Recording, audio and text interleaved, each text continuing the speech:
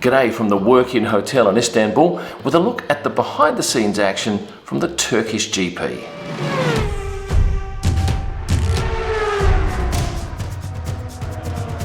Did you watch the Turkish GP? Of course, it wasn't exactly as exciting as the Russian GP with all that rain late in the race, but it still had its moments, and over the 4 days of the event I saw plenty that I'm happy to share with you. Yes, Valtteri won the race, the Red Bulls came second and third, and what did you think of the white livery, the White Bulls? I liked it a lot. Photographically, it was nice. I liked the drivers in the white suits, and for once I managed to see Sergio and Max wearing white t-shirts, and it's a completely different look. I give it 2 thumbs up. I decided to shoot the race, well at least the start of the race, from turn 1 because I'd seen qualification and there was all that action down at that turn, but nothing happened, did it, at turn 1? Well, at least while I was there. Here's the start. All cars getting around the corner, no problem at all. And then I worked turns 2, 3 and 4 and just hung around there before heading to the end of the track for a couple of minutes and then onto the track for the podium. But I'm not going to dwell too much on the actual race itself because you've probably seen that on television and know about that. I want to go behind the scenes and tell you the stuff that you probably haven't heard from anyone else. And I'll give you an example. About 2 hours after the end of the race, I decided I'd head out to the swipe gates and have a look and see what's happening there. I like that because the drivers are relaxed. They're normally in their casual gear. It's darker, so you get different looking photos, and sometimes you get some interesting fan reactions. So what did I see? Well, I saw Pierre Gasly. He was popular with the probably 30 or so fans out there, but I love this photo of Pierre. He'd worn this polo neck in, I think, the day prior, and wore it out of the track, and this to me just smacks of film star. I love the picture. Carlos Sainz, well, he was besieged, as you could well imagine, and you can just pick him out here in the middle of the throng. And the thing is, with these drivers, at all times they have to keep moving. They cannot stay stationary, otherwise they're caught there. So Carlos was just gently moving towards his car. Same with Charles, and he managed to get to his car pretty quickly. Signed a couple of autographs while seated in the car. Daniel Ricciardo came out in a pale blue t-shirt, and this is Gerard Wood in the background of the shot. Now, I've not seen Gerard before, but I think he may be security for McLaren because he arrived with Daniel one day and he was out there both with Daniel and Lando last night after the race, making sure they got to their car okay. Here's Sergio Perez in a white t-shirt coming out. Max Verstappen also made it to his car pretty quickly. The thing with the paddock too is that you need to swipe in and out with your pass, and I can tell you a couple had trouble last night. Pierre Gasly ended up just sneaking by the side of the turnstile, obviously didn't have his pass ready.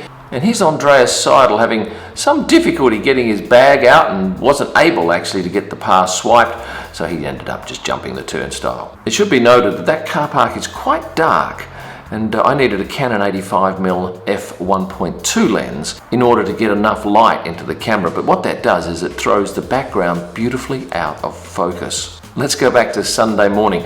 There was light drizzle falling all morning, just enough to make the track slippery. And coming in on Sunday, 3 drivers did photo shoots out in the car park with their cars. Pierre Gasly posed for pictures in front of his car. What was the car? I'll tell you later in the week in my video what the drivers drove to the Istanbul track. But yes, Pierre out the front here with his car. Lance Stroll posed for pictures in front of his, as did Max Verstappen. And these photo shoots are very quick. Rarely do they take longer than a minute. It's pretty much get the shots and they're off. There were a couple of fans waiting for drivers at the track on both Saturday and Sunday. One was this fellow from one of the Nordic countries. He'd flown down specifically for driver autographs. I don't know how he got to where he got, but he managed to meet every single driver, I think. Now this fellow has a collection of F1 driver trading cards. Now I didn't even know that these existed, but as you can see they do, and I think he got almost every driver to sign it. Well, unfortunately for him, when he approached Kimi Räikkönen, his pen gave up at the crucial moment, so I think he missed out on Kimi. But a lot of the drivers actually made a beeline for him, and I'm not sure whether they'd even seen these trading cards, but certainly it was an impressive collection. You might have seen in an earlier video of mine where I talk about bedding that George Russell brings with him to and from each race. Well, I also found out, and here's photographic proof, that Esteban Ocon has his bedding too. This is Tom Clark, his trainer, fetching the bedding on Sunday morning and taking it back into the engineering truck, I think, to be sent back to their base. I'm not sure I've mentioned this in my videos about what the drivers drive into the track, but Lando Norris often will sit in the back of the car, but he sits in the middle seat, as you can see here in this shot from behind and from this shot front on.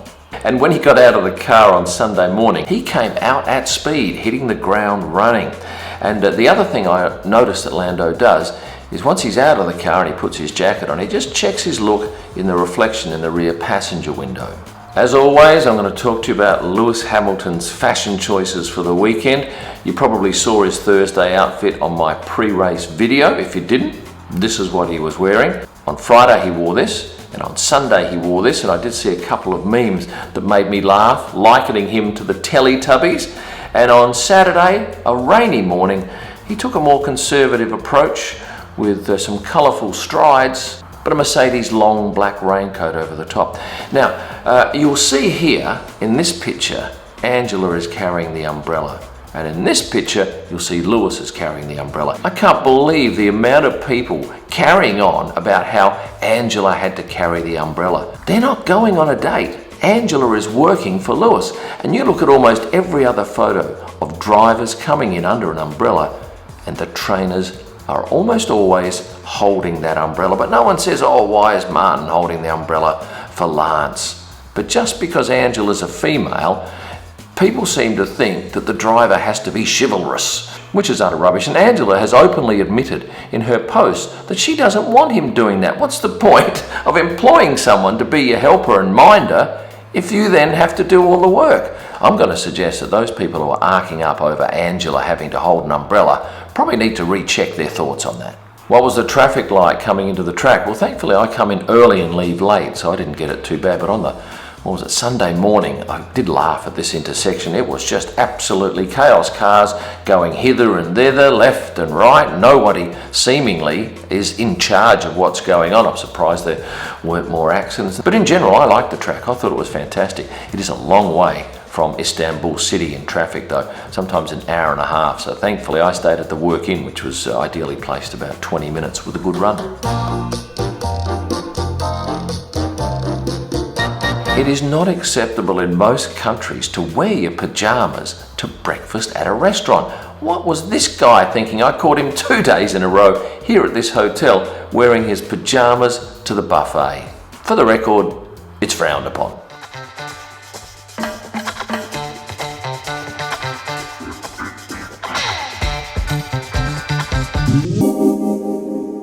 What about the crowd at the track?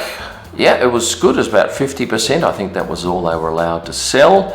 And the rain did not dissuade too many, I would suggest, although we rarely ever see the crowds. We're pretty much separated. Although once we get on track, obviously, we can see them in the grandstands. And there were some happy people enjoying the Turkish Grand Prix.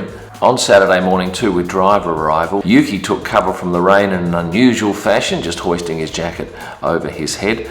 And what else can I tell you about Saturday? One other thing. Oh yeah, Charles signing an autograph on a fan's back rather than him laying it on the ground and getting it wet. And I should mention too that if you're after any of these photos in digital format, get onto prostarpics.com. You'll find all of my images available for editorial or personal use. On a photography point, I stood where these three guys were shooting and I took these photos here. Now, we are shooting through the wire, but when you use a large lens like a 600mm and you shoot at a low f-stop, the camera doesn't even pick up that crisscross wire. Oh, and by the way, if you're not following me on TikTok, I'm going to urge you to get over there and do so, because you'll find a whole lot of short snippets from my past videos, along with some great montages of photos set to music. So get over to TikTok and find me there. As you probably know, most of the F1 photographers have not been allowed to shoot in the paddock this year. And that's been a disappointment, but there are some rumours that that situation may ease towards the end of the year, and we may well be able to shoot in the paddock.